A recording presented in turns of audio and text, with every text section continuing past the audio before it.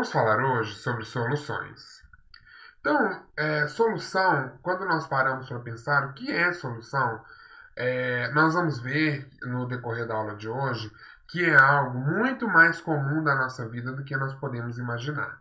E na nossa disciplina de química é algo que nas práticas e rotinas de laboratório o tempo todo esses conceitos eles são aplicados e são utilizados. Mas o que vem a ser solução? Então, quando você coloca na sua casa, aí, quando você está aí nas suas atividades, né, da sua casa, quando você está nervoso aí, toma uma água com açúcar, né? Então, quando você coloca um pouco de água, de açúcar na água e mexe até obter uma só fase, o que quer dizer uma só fase? Quando você não consegue mais visualizar o açúcar, quando o açúcar já está todo diluído ali naquela água. Isso aí, você está fazendo uma solução. Né? O mesmo acontece se você adicionar um pouquinho de sal à água e misturar bem. Quando você faz uma salmoura, né? Quando você adiciona sal à água, você e mistura e dissolve todo aquele sal ali, você está preparando também uma solução. Então, de maneira conceitual, solução é o nome dado a qualquer mistura homogênea. Então, podemos usar o verbo dissolver para nos referirmos ao ato praticado por uma pessoa ao fazer uma solução. Né? Quando a gente coloca ali um açúcar na água, um sal na água, a gente fala, né, usualmente, que nós estamos dissolvendo aquele sal ali, isso tem um nome que a gente vai falar mais na frente, né? Ou aquele açúcar ali na água, a gente está dissolvendo. Então, por isso que a gente usa esse termo dissolver. Então, uma frase como eu dissolvi o açúcar em água exemplifica bem isso. Esse uso, né, no preparo de solução. Uma outra forma de utilizar o verbo dissolver é aplicá-lo a uma substância, né, a fim de expressar a propriedade que a substância tem de misturar-se a outra, originando então uma solução. Então, esse termo, né, também ele pode ser aplicado a uma substância, mas de maneira contrária, né, da maneira de para expressar a propriedade que uma substância tem de misturar-se a outra, formando então a solução. Numa frase como a água dissolve o açúcar, temos um exemplo desse tipo de uso, tá ok? E aí nós introduzimos então dois conceitos aqui para o assunto soluções, que é o conceito de soluto e solvente. Quando uma substância é capaz de dissolver outra, costumamos chamá-la de solvente. Né? Então, quando nós temos uma substância que ela tem a capacidade de dissolver uma outra substância, ela é chamada de solvente. Né? Por exemplo, nós temos aí um exemplo da água, que é considerado um solvente universal. Quando a gente quer preparar um café, quando a gente quer fazer uma água com açúcar, a gente utiliza a água. Né? Essas substâncias, refrigerante, cerveja, são substâncias todas têm a água como solvente. Assim, por exemplo, a água é um solvente para o açúcar, para o sal, para o álcool e para várias outras substâncias. A substância que é dissolvida em um solvente a fim de fazer uma solução é denominada soluto. Né? Então, aquela substância que é dissolvida em um solvente, aquilo que eu vou adicionar ao solvente para ser diluída, né? Ela recebe o nome de soluto. Né? Então, a gente tem esses dois termos aí. Dissolvente é aquilo que dissolve, né? É aquela substância que ela vai dissolver uma outra, e soluto é aquilo que é adicionado ao solvente. Se uma solução é preparada com o solvente água, dizemos que é uma solução aquosa. Né? Então, se a água ela é utilizada como solvente, nós dizemos que essa solução ela é aquosa, mas em outros casos ela pode ser uma solução alcoólica, né? Ela pode ser pode ter outros solventes aí que não a água. Mas, no caso, quando a gente utiliza a água como solvente, nós preparamos então uma solução aquosa. Ao dissolver açúcar em água, por exemplo, obtemos uma solução aquosa de açúcar, na qual a água é o solvente e o açúcar é o soluto. Então, quando eu preparo ali, quando você está nervoso, ansioso, você prepara uma água com açúcar para acalmar, quando você dissolve ali aquilo, você tem a parte que é o solvente, que no caso é a água, e a parte que é o soluto, que no caso é o açúcar. São inúmeras as soluções presentes em nosso cotidiano, principalmente as soluções aquosas, né? Existem outros tipos de soluções, como eu já falei, mas nós temos aí que a água ela é o solvente universal. E no nosso dia a dia, no nosso cotidiano, nós temos vários exemplos aí que podem ser citados. Como o suco de frutas, né? Quando a gente faz o suco, a gente utiliza ali água para bater aquela polpa, utiliza ali açúcar, né, para adoçar aquele suco. A saliva também é um tipo de solução aquosa. Nós temos uma série de substâncias que estão diluídas na saliva, né, que são enzimas, sais minerais. Temos uma infinidade de substâncias ali presentes na saliva. Então, a saliva também é uma solução. O plasma sanguíneo é uma solução também aquosa, né, um exemplo de solução aquosa que nós temos. E a água, né? Muita gente acha que a água mineral ela não é uma solução, mas ela é uma solução, né? Se você vê o rótulo dela, você vai ver que a água mineral que nós bebemos, ela tem uma série de minerais dissolvidos, né? De sais, de substâncias dissolvidas ali, de cloro, né? Quando ela é tratada. Então ela tem uma série de substâncias ali. Então a água mineral, a água que nós bebemos, que sai da nossa torneira, ela é também uma solução.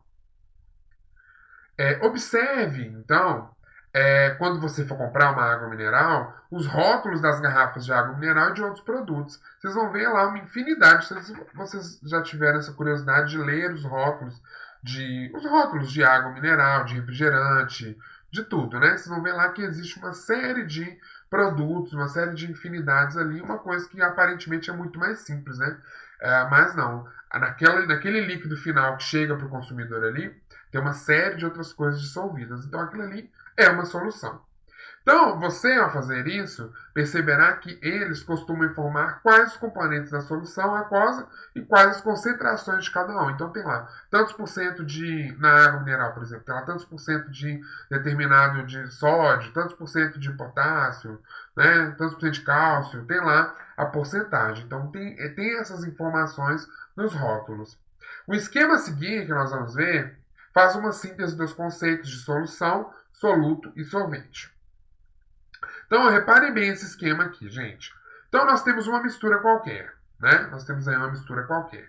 Essa mistura ela pode ser homogênea ou ela pode ser heterogênea. Na substância homogênea, como nós falamos, a gente não consegue ver fases, a gente não consegue ver diferenciação ali nela. A gente vê uma coisa única, só uma coisa só, né? A gente não consegue separar o que tem ali. Já uma mistura heterogênea, a gente consegue distinguir, a gente consegue ver o que é cada uma das coisas. Quando a mistura ela é homogênea, né, quando nós temos uma mistura homogênea, ela também pode ser chamada de solução. E essa solução ela é constituída por solutos e por solvente. Né? No caso da água, quando a gente tem então o solvente como a água como solvente, nós temos uma solução aquosa. Então esse esqueminha ele é bem prático, né? E esse esqueminha dá para visualizar bem esse conceito de soluções. Um outro fator sobre as soluções é em relação aos estados físicos das soluções. A gente tem uma ideia na nossa cabeça de que só existe solução líquida, né? Mas não, isso não é a verdade. As soluções elas podem estar nos três estados físicos. Eu posso ter solução sólida, solução líquida e solução gasosa, né? Dependendo dos seus componentes. Então, o que é uma solução sólida? A gente tem solução sólida. É composta de dois ou mais sólidos, né? Quando eu tenho uma mistura de dois ou mais sólidos, ali, uma mistura homogênea de dois ou mais sólidos, eu tenho uma solução. Um exemplo comum são as ligas metálicas, como o bronze, que é formado por dois sólidos, né, geralmente o cobre e o estanho, que se formam ali, se juntam para formar o bronze. Além disso, também temos o ouro de 18 quilates, que é apenas 75% ouro, os outros 25% são de cobre ou de prata. Né? Então, o ouro, ele, 18 quilates, ele não é 100% ouro, o que está ali não é 100% do seu peso ouro, né? Ele tem uma mistura naquela liga ali. Também é um exemplo de solução sólida. As ligas metálicas para a construção de sinos de igreja podem servir como exemplo aí. Os saxofones né? Os instrumentos musicais, né? As ligas metálicas para construir os instrumentos musicais de maneira geral, as alianças, enfim, nós temos uma infinidade de exemplos aí que podem ser aplicados no conceito de soluções sólidas, ok? Um outro exemplo de solução, no estado físico de solução, é a solução gasosa. Neste caso, todos os componentes também precisam estar no mesmo estado gasoso, óbvio, né? Se é uma solução gasosa, todos os componentes daquela solução precisam estar no estado gasoso. Por exemplo, o ar que respiramos é uma solução, pois apresenta aspecto uniforme, homogêneo, e ele é formado pela mistura de várias substâncias do estado gasoso. Esse ar que nos rodeia, o ar que nós respiramos, é um exemplo de solução. A gente sabe, né, que os gases componentes do ar, que o ar ele é composto de vários gases. Não é só oxigênio e gás carbônico que tem, não. Tem uma infinidade de gases, mas a gente não consegue separar. Então, é uma solução gasosa homogênea, né? Então, se ela é uma solução, quer dizer que é uma mistura homogênea. Então, a gente não consegue separar. Então, mas esse ar aqui que nos rodeia, ele é composto de nitrogênio, de oxigênio, né, geralmente tem um balanço aí de 80% de nitrogênio do que oxigênio, tem até mais nitrogênio do que oxigênio.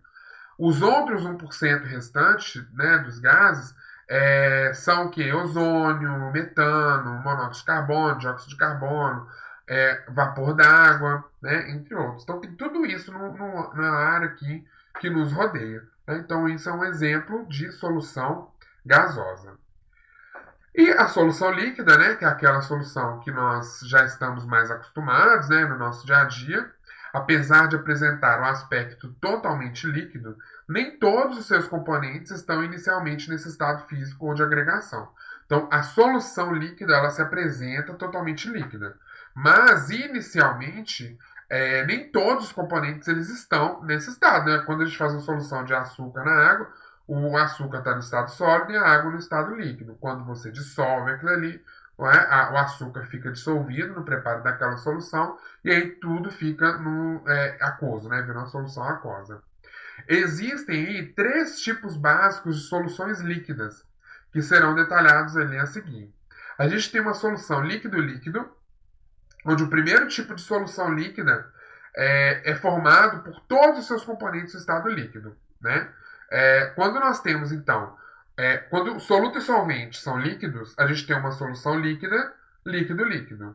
Exemplo, o álcool etílico é uma mistura de álcool etílico e água. Quando você usa aí o álcool 70, por exemplo, esse álcool ele tem uma porcentagem de água, né? Teoricamente seria 30%, ele tem 30% de água misturada ali para diluir aquele álcool ali. Então, ele tem uma concentração de água naquele álcool.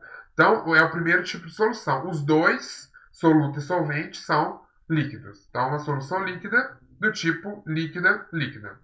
Tá? Temos um outro tipo de solução, que é a solução líquido-sólido. Essa é a solução mais comum de todas, é a que a gente mais vê aí, né, mais comum de todas, pois é produzida quando se dissolve um sólido em um solvente, que normalmente é a água. Então eu adiciono um sólido em um solvente, que geralmente é a água. E aí nós temos uma infinidade de exemplos aí. O soro fisiológico que nós encontramos na farmácia. Nós temos aí suco de frutas também, é um exemplo de líquido sólido, né? Aquela polpa de fruta, ela está no estado sólido, quando a gente mistura, ele faz aquela solução. O soro caseiro também é um exemplo, né? A gente adiciona ali 1 litro de água.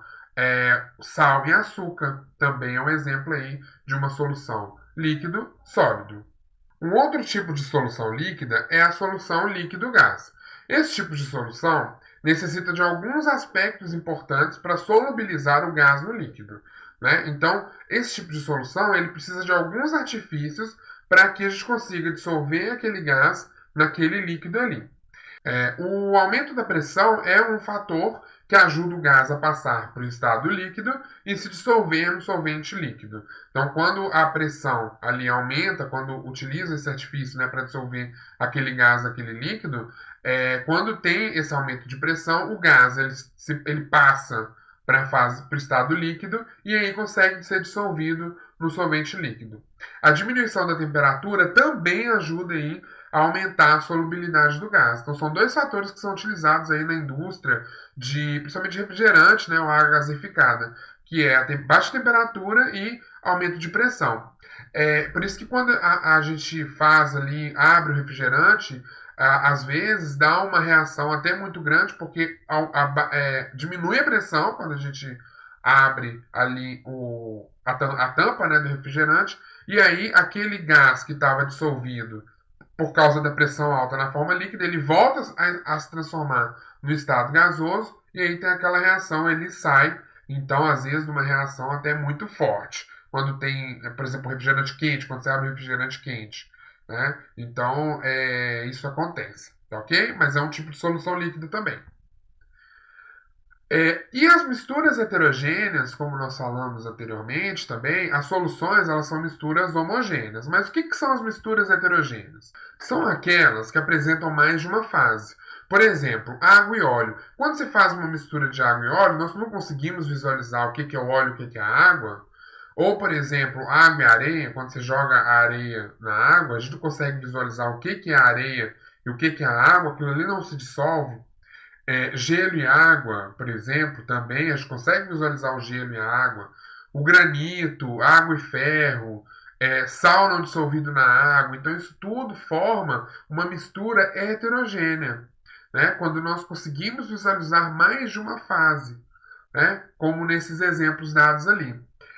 Os componentes das misturas heterogêneas aparecem, na maioria dos casos, em estados físicos diferentes e podem ser separados por métodos físicos.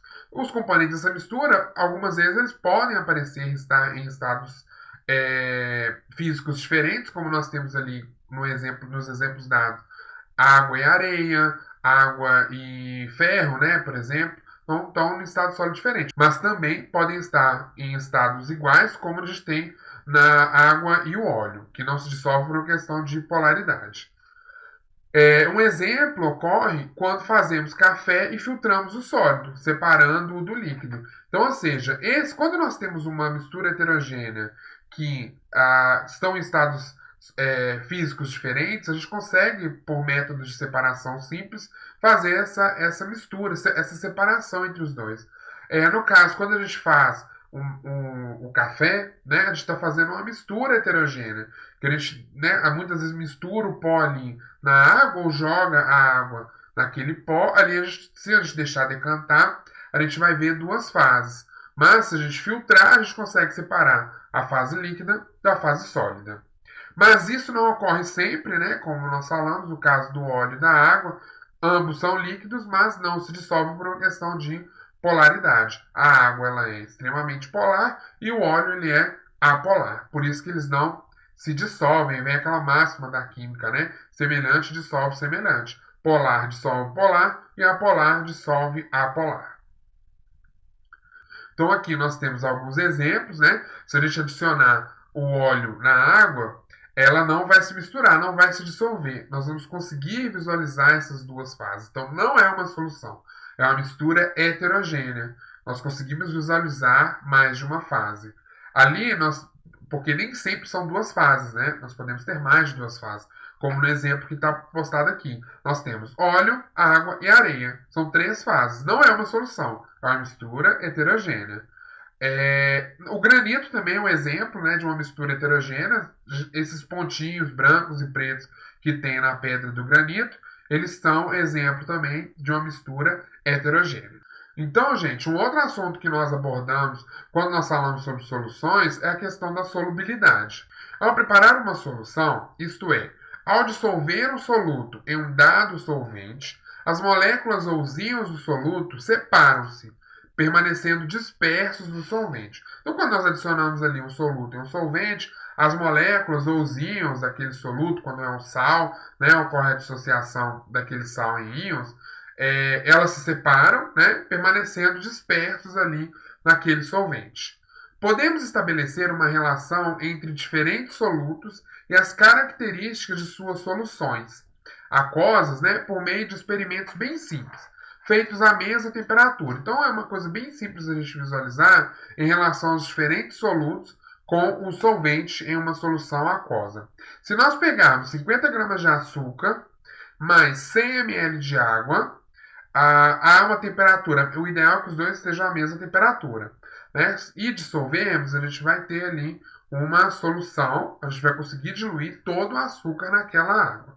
Agora, se nós pegarmos 50 gramas, que é a mesma quantidade, só que de sal, os mesmos 100 ml que foram utilizados na solução com açúcar, se nós dissolvemos ali aquele sal, nós vamos perceber a formação de uma coisa, né? A gente vai perceber que não vai dissolver todo aquele sal, que vai formar ali um corpo de chão, que vai formar no fundo do copo ali, do becker, vai sobrar um pouco do sal que nós dissolvemos ali, do soluto que nós dissolvemos. Que isso essa sobra, né? Que não consegue dissolver no solvente é chamado de corpo de chão. Ao compararmos as soluções A e B, notamos que o sal é menos solúvel que o açúcar. E a partir desse fato podemos generalizar. Então, se nós temos a mesma quantidade, né, 50 gramas, 50 gramas, é uma mesma quantidade de solvente, e o açúcar nós conseguimos dissolver ele todo, e o sal não, a gente chega à conclusão óbvia de que o açúcar ele é mais solúvel do que o sal, né? Ou vice-versa, o sal é menos solúvel do que o açúcar. E isso nos leva à seguinte generalização: solutos diferentes se dissolvem em quantidades diferentes, numa mesma quantidade de solvente, na mesma temperatura. Então, se nós temos ali solutos que são diferentes, né, obviamente eles vão se dissolver em quantidades diferentes ali, numa mesma quantidade de solvente e a mesma temperatura. A quantidade máxima de sal, né, de NaCl, que se dissolve em 100 gramas de H2O a 20 graus Celsius, é 36 gramas. Essa solução é denominada uma solução saturada. O máximo de sal, e já entra um outro conceito, o máximo de sal que nós adicionamos em 100 gramas de água, né, é 36 gramas. É o máximo que aqueles 100 gramas de água consegue dissolver de sal é 36 gramas. Essa solução, quando a gente põe 36 gramas de sal em 100 gramas de água, ela é então uma solução saturada. O que vem a ser então solução saturada? Solução saturada é a que contém a máxima quantidade de soluto numa dada quantidade de solvente, a uma determinada temperatura. Essa quantidade máxima é denominada coeficiente de solubilidade. Então, é a quantidade máxima, reforçando aqui, solução saturada é a que contém a máxima quantidade de soluto numa dada quantidade de solvente. Então, a máxima quantidade de soluto é uma dada quantidade de solvente a uma determinada temperatura. Essa quantidade máxima é denominada, então, coeficiente de solubilidade. Logo, o coeficiente de solubilidade do sal, do NaCl, obtido na situação B, é 36 gramas de NaCl por 100 gramas de água a 20 graus Celsius. Esse, então, é o coeficiente de solubilidade do sal. Se eu tiver, então, a solução saturou com 50 gramas adicionados, né, 50 gramas de soluto adicionados a 100 gramas de solvente a 30 graus Celsius. Então, qual é o coeficiente de solubilidade? Então, 50 gramas por 100 gramas a 30 graus Celsius. É assim que a gente determina, então, o coeficiente de solubilidade. Uma solução com quantidade de soluto inferior ao coeficiente de solubilidade é denominada de solução não saturada ou solução insaturada. No caso do NaCl, se eu colocar 30, 20, 31, 32, 35, 35,5, 35,9, eu vou ter uma solução insaturada. Por quê? Eu estou adicionando uma quantidade de soluto abaixo do coeficiente de solubilidade daquele soluto, né, do sal, do coeficiente de solubilidade do sal. Se submetemos a aquecimento, aí a história muda. Porque esse coeficiente de solubilidade é a uma determinada temperatura. Agora, se nós alterarmos essa temperatura, esse coeficiente muda. Então, no caso ali daquele exemplo que nós demos. Se submetermos a aquecimento sob agitação, o sistema formado por 100 ml de água, aqui se adicionam 50 gramas de sal, conseguiremos dissolver o sal totalmente. se eu adicionar a temperatura, se eu aumentar a temperatura e ficar agitando constantemente, aquele corpo de fundo ali vai conseguir diluir. Aqueles 14 gramas de corpo de fundo, ele vai conseguir diluir porque eu aumentei a temperatura. Deixando o novo sistema esfriar, quando esse novo sistema esfria, após a diluição daquele corpo de chão, em repouso absoluto, até voltar à temperatura inicial de 20 graus, teremos uma solução que contém maior quantidade de soluto do que a respectiva solução saturada. Então, quando nós fazemos isso, aumentamos a temperatura para dissolver aquele corpo de chão, aquele corpo de chão ele é diluído. Então, aquele sistema novo, quando eu deixo ele resfriar, eu tenho uma solução com uma quantidade maior do que a respectiva solução saturada de 36 graus, de 36 gramas. Essa solução é denominada supersaturada e é muito instável. Então, esse exemplo que nós demos aqui é um exemplo de uma solução supersaturada. Eu tenho diluído naquela solução acima do coeficiente de solubilidade, porque eu usei temperatura, eu aumentei a temperatura. Mas essa solução formada, quando volta para aquela temperatura original, ela é então uma solução chamada de solução supersaturada, ou seja, que também é uma solução muito instável. O que quer dizer isso? Quando eu agito essa solução supersaturada ou quando eu adiciono um grão, né, um pequeno cristal de soluto, vai ocorrer a precipitação de 14 gramas de sal, que é exatamente a quantidade dissolvida acima da possível para a saturação. Então, quando eu faço esse esquema quando eu perturbo, né, essa solução supersaturada, que já é muito instável, ou agitando, ou adicionando mais um tiquinho, um cristal do soluto, eu vou então ter a precipitação daqueles 14 gramas de sal, que era além do coeficiente de solubilidade de 36. Então, e volta a ser uma solução saturada com corpo de chão. E aí nós podemos então construir uma curva de solubilidade. Conhecendo o coeficiente de solubilidade de uma substância a diferentes temperaturas, poderemos construir um gráfico relacionando a solubilidade e a temperatura. Então, ou seja, nós temos aqui nesse exemplo aqui, nós podemos observar que nós temos diferentes temperaturas e diferentes coeficientes de solubilidade. Então, a 20 graus, o coeficiente de solubilidade dessa substância aqui é 37,2. A 40 é 45,8. A 60, 55,2. A 80, 65,6. E assim a gente pode construir o coeficiente de solubilidade, que é onde nós construímos uma curva relacionando a temperatura com gramas daquele soluto que serão adicionados, né, com gramas daquele soluto que serão dissolvidos ali naquele solvente, e aí a gente constrói então essa curva. Note que a solubilidade desse composto aumenta com a elevação da temperatura, a curva lá está ascendente, que é o que se verifica com a maioria das substâncias não voláteis. A gente vê essa tendência na maioria das substâncias não voláteis.